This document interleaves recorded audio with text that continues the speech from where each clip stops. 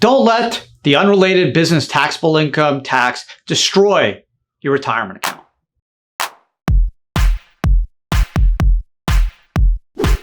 If you want to learn how to avoid the UBTI tax for all your self-directed retirement investments, here you go. Finally, a video that's going to explain you what the UBTI tax is and how to avoid it. So in general, most self-directed investments do not trigger the unrelated business taxable income tax, also known as UBIT or UBTI. Why? All passive forms of income like capital gains, interest, dividends, royalties, and rental income will be exempt from UBTI. That means if you invest in those categories of income in your IRA or 401k, you're not going to pay any tax. And that's the beauty of investing with a retirement account to make investments.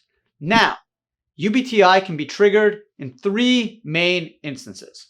1, margin to buy stock. 2, use a non-recourse loan to buy real estate in an IRA. There is an exemption for 401ks who use non-recourse leverage to buy real estate. And 3rd, if you invest in an active trader business, like a restaurant, through a pass-through entity like an LLC. Now, if you invest through a corporation like Apple, Google, GE, or any publicly traded company, it's going to block the application of the UBTI. And that's why if you invest in stocks or mutual funds or ETFs with your IRA or 401k, you probably never heard of UBTI. And you probably don't have to worry about it because the C Corp will block the application of the UBTI.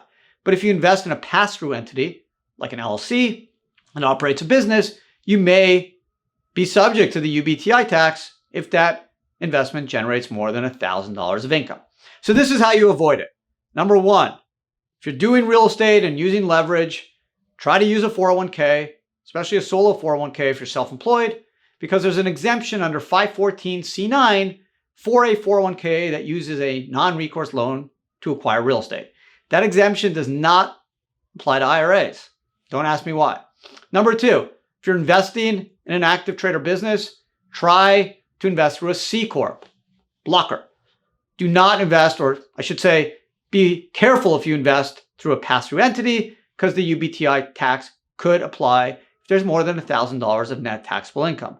Thirdly, you may want to try to structure the investment as a loan versus an equity investment because interest is not subject to UBTI, whereas if you invest as an equity investor in a pass-through entity like an LLC, all that business income could potentially be subject to the UBTI tax, which can go as high as 37%.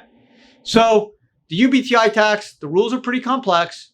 And if you don't understand them and aren't careful to educate yourself about their application, they can turn a very tax favorable investment into a tax nightmare. So hopefully now you understand everything you need to know about the UBTI tax and how you can potentially avoid it with a self-directed IRA.